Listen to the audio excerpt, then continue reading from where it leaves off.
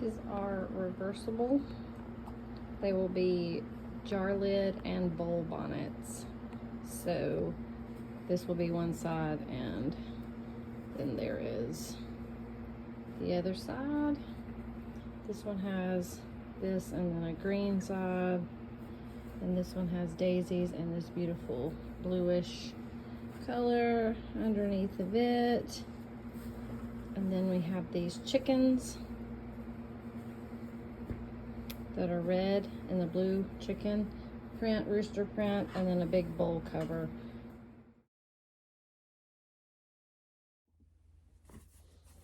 So now I'm going to take my fat quarters, which is 1/4 yard of material. So if you get a yard of material, you can do 4 big bowl covers, the really big ones. If you're doing jar lid covers, you can actually get 4 out of this fat quarter. But we're going to take our 2 materials and we're going to face each other.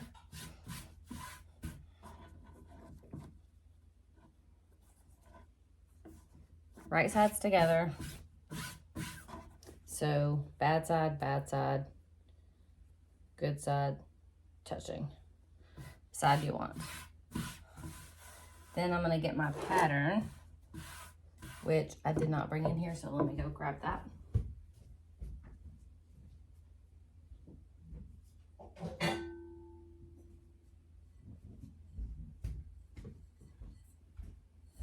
And I am just going to use a bowl and always forgetting something, the rubber marker.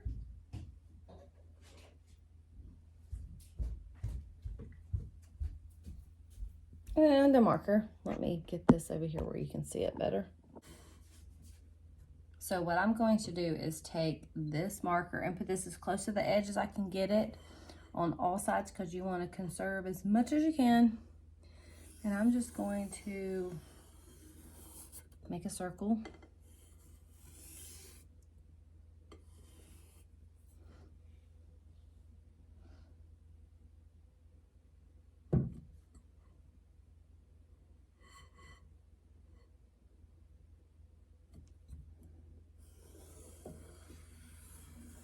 Usually I iron all of my pieces before I use them. And just so you know, these were ironed before, that's why they're so normally I would iron this would not be wrinkly, but due to time, I'm going to skip that part for right now. I'm going to bring my bowl here.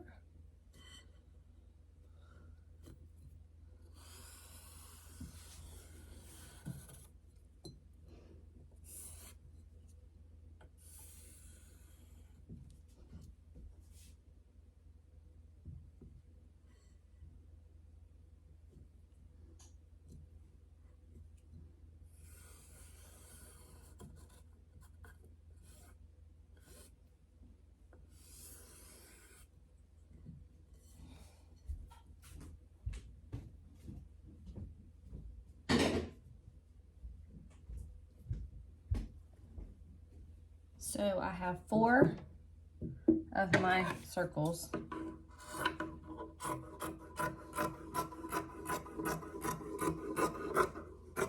And I always try to stick with the same bowl that I use every single time as my pattern, so I don't have a problem.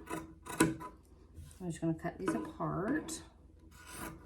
This one was a little close, but it doesn't really matter.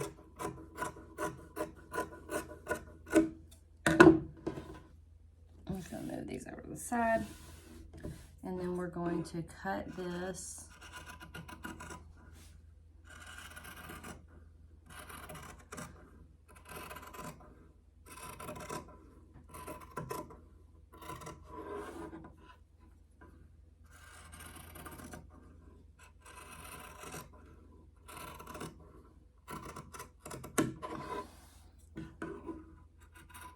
And if there is like a tiny little gap or something, we're gonna leave a seam, so if they're not completely touching, it's okay.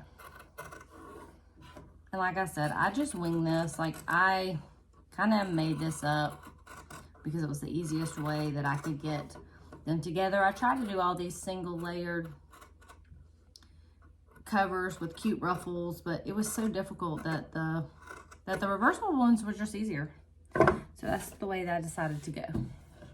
So we have our 2 circles ready to go stitch our seam together on the sewing machine.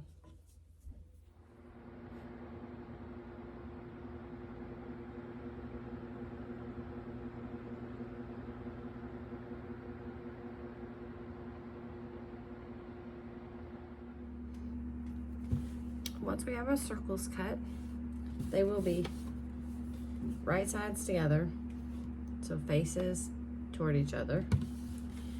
I tried to line them up the best that I could because I didn't cut on my bowl covers. I cut both of my sides at the same time.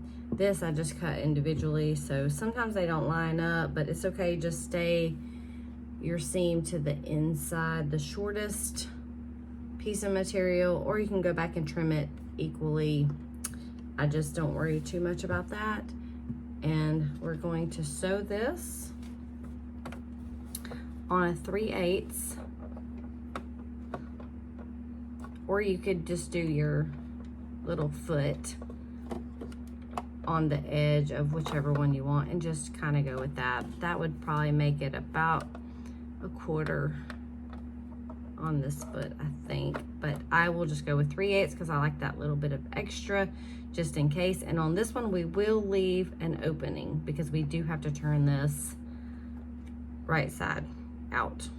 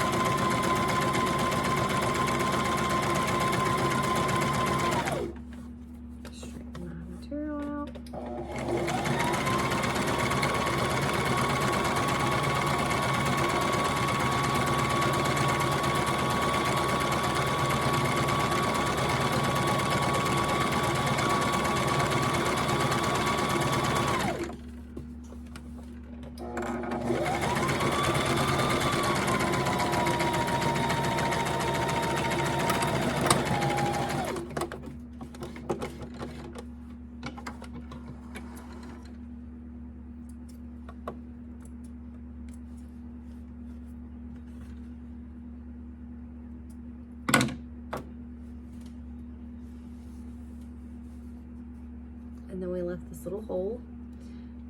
When you start out, you may want to leave a bigger hole. I just got to where I try to turn them smaller, just so I don't have as much to sew up later, but it does make it more difficult to turn. So you can leave a gap about this big and turn it. Mine's a little bit small. Sometimes it's hard to get through there, but mine vary every time I sew.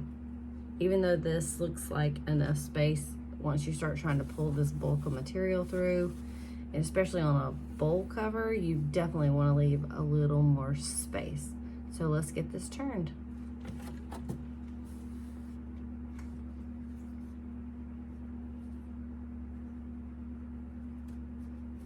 I don't know where my chopstick is. I think it's on my sewing machine. On my ironing board. So we were just gonna turn this inside out.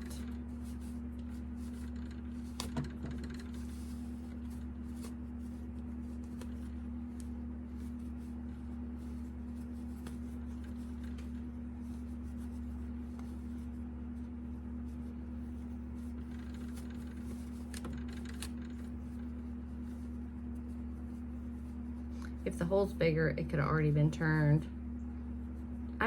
I just like things difficult, apparently. I just don't want to, that's just easier for me to sew later when it's like a tiny gap. Stick. These help with getting your seams. So I run it along the edge of my circle to help get this seam popped out, so that when I go and iron it on the ironing board, my edges are pretty good already. Then we will take these after they're all sewn with this color of thread that I have. This is yellow. I want to iron all these out, and then we'll go back and do our top stitch on our next round.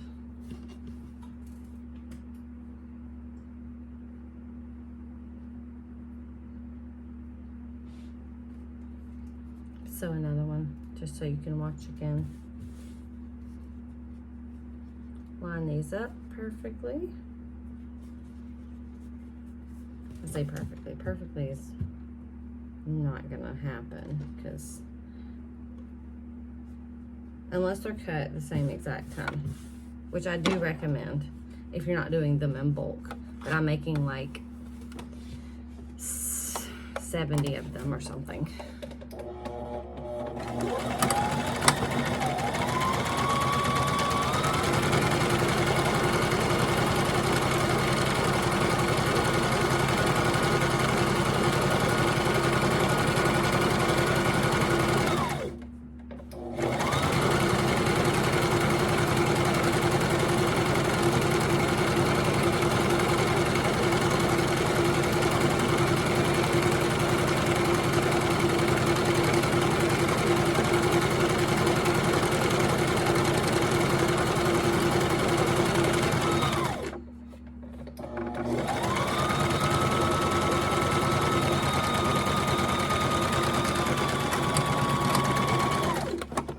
This one a little bigger to show you that it's easier to turn it. It's nowhere near the struggle.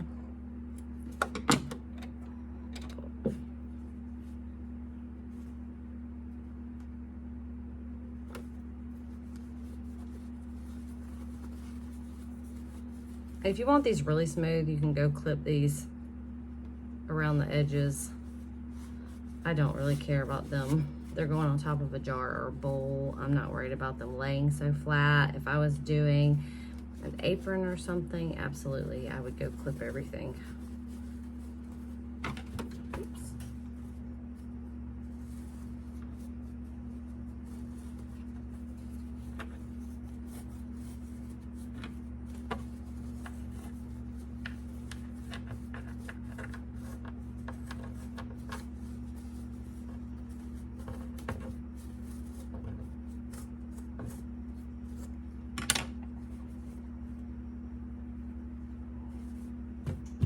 And then that will be, I will pull this out a little bit more when I iron it sometimes. I will untuck it because it does kind of tend to want to go back in there. But I try to get them as flat as possible. And then here's my gap. And iron that. Try to do the flats together. And that's all there is to that part. So I came over here to the ironing board. And I'm just going to pull these little edges out. Put these strings off. I just kind of do like this to make sure that the edges are all out.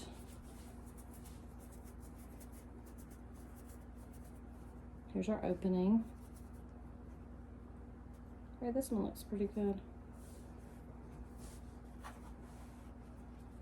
This one on my. And I like to start at the opening and kind of press it to start with. Hold on, I'm holding a baby toy. And then we're just going to press this into a flat. This helps us have control with the smoothness for when we go to the next step, which is to put our top stitch all the way around. Do this one as well. Just kind of work those edges up.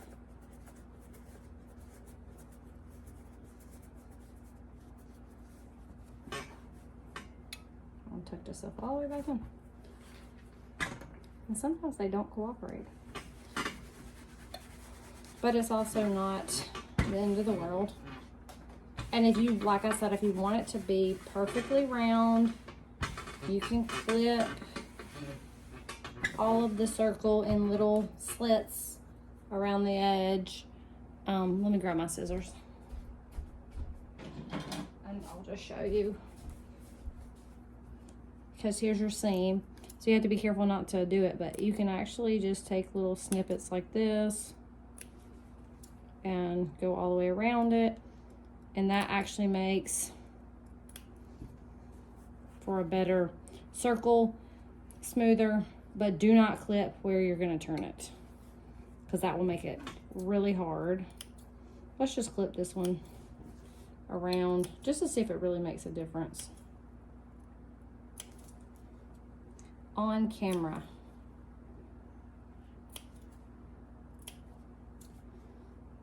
I've done this in the past and I don't really remember if it makes a huge difference on something like this. But we're about to find out. So we'll turn this inside out.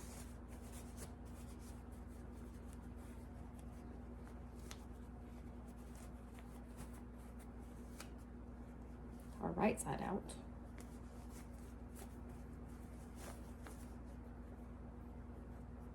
Ideally, let me grab my chopstick.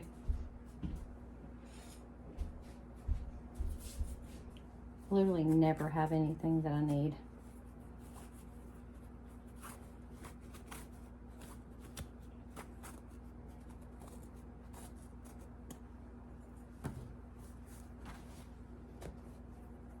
So this one is clipped, so let's iron it and see the difference. Well, get my little thing lined up. Okay.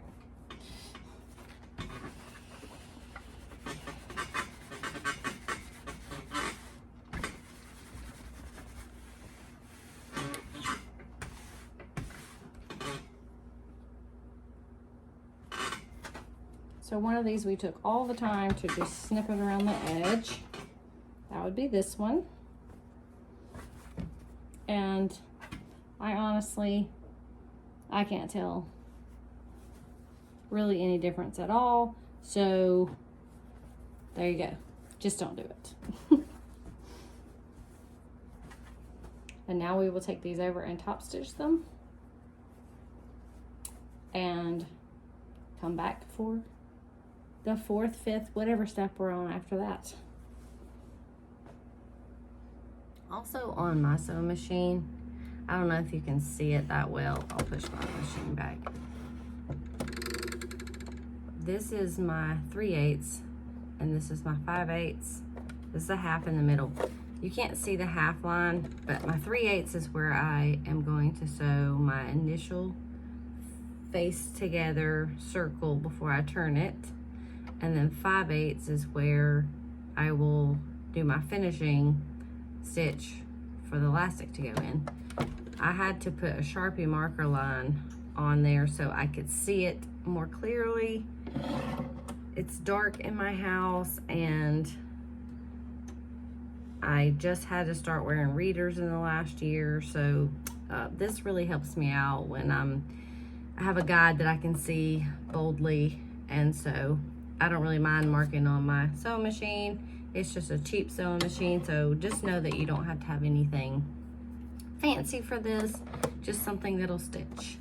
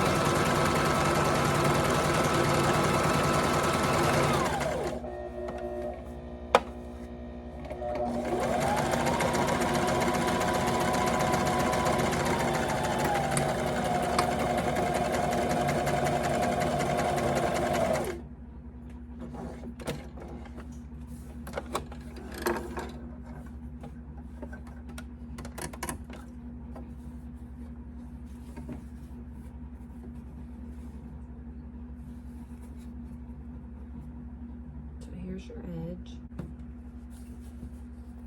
So we have this edge. You can't see it as well on this side.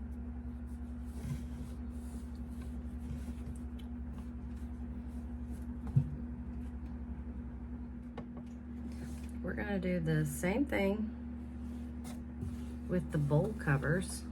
They're just a lot bigger, same exact principle. Just a 5/8 inch seam to add our elastic to it. Back stitch it a little. I'm mostly assuming that you have some sort of an idea of how to sew in this tutorial.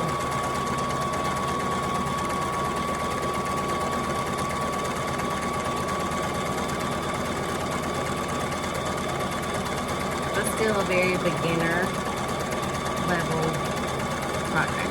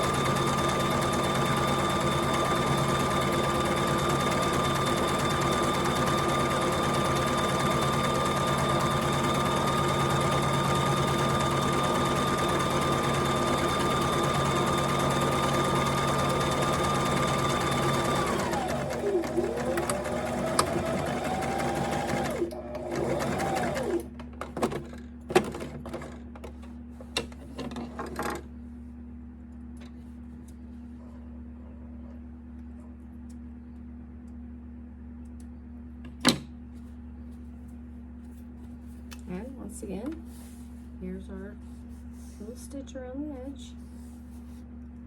5/8 inch seam, and then we will add our elastic.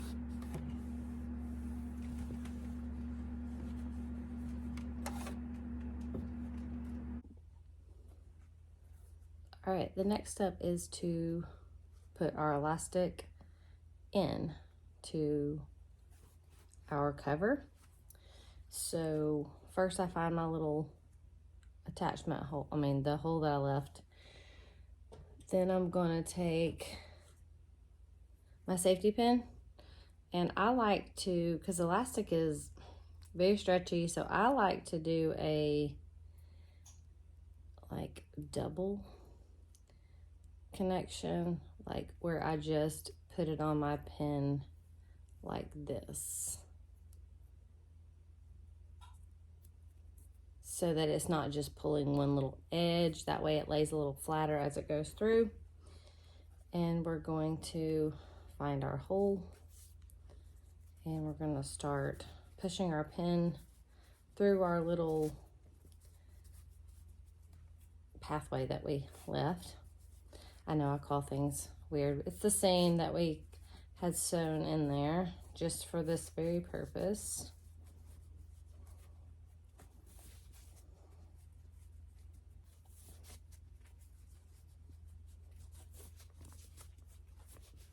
And it's gathering as we go.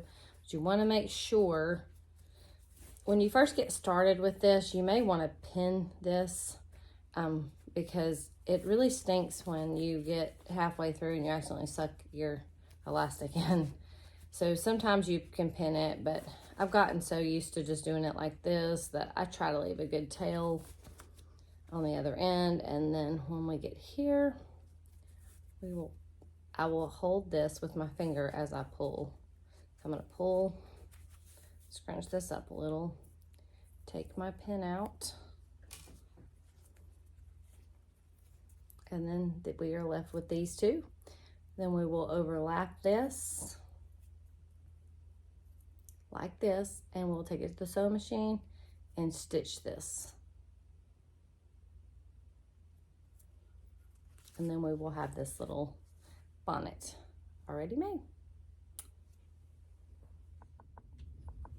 I'm gonna try to get this. It's kind of tedious, so we will see if I can actually get this on video. But once we run our elastic through, we're going to overlap our edges like this, so that it makes a complete circle. This is the hard part, trying to cram it under here. Some materials it's easier, some it's harder if the elastic's stretched, but I'm gonna slide it under my foot. And it's slipping. Like I said, this is not the easiest task. Let me go again. Just so you know, if you struggle with it, I do too. Sometimes it's easier for me if I line it up, lay it down and press it, and then turn it underneath my foot. Then clamp it down. And then we're just going to put our needle down, and we're going to stitch forward, stitch backwards, and that is it. And it really doesn't matter, like, if it's a mess, because sometimes it comes out a mess and sometimes it doesn't. But you just want to link together, and then we're going to pull them in where it sucks it in here. Kind of maneuver it a little so it's not poking out of the hole. And then we're going to stitch up our little opening.